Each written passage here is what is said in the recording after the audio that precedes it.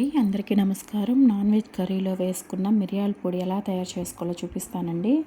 ముందుగా ఒక ప్యాన్ తీసుకోండి. ప్యాన్ తీసుకున్న తర్వాత మిరియాలు వేసుకోండి. మిరియాల తర్వాత ధనియాలు వేసుకోండి.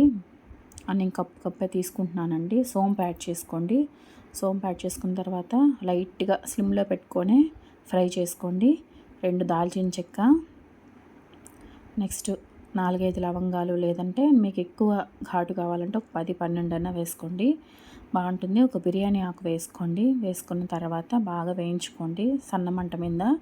కొద్దిగా గసగసాలు వేసుకోండి. స్టవ్ ఆపేసి వేసుకోండి, ఆ హీట్కే అది వేగిపోతుంది. అంతేనండి, చాలా సింపుల్గా ఈజీగా ప్రతి ఫ్రైకి కూడా, నాన్ వెజ్ ఫ్రైకి లేదంటే వెజ్లో కూడా మసాలా కర్రీ వేసుకుంటే కూడా దానిపైన చల్లుకుంటే కూడా బాగుంటుందండి. అంతేనండి, మిక్సీ జార్లో వేసుకునేయండి. ఆకుని చిదిమేసి చాలా సింపుల్గా చాలా టేస్టీగా ఉంటుంది. మీరు ట్రై చేయండి. ఉప్పు కల్లు వేసుకోండి, ఎందుకంటే కొద్ది రోజులు స్టోర్ ఉండాలంటే కూడా ఉప్పు వేసుకుంటే చాలా బాగుంటుందండి. అంతేనండి, ఈ వీడియో మీకు నచ్చినట్లయితే లైక్ చేయండి, షేర్ చేయండి, సబ్స్క్రైబ్ చేసుకోండి. Thank you.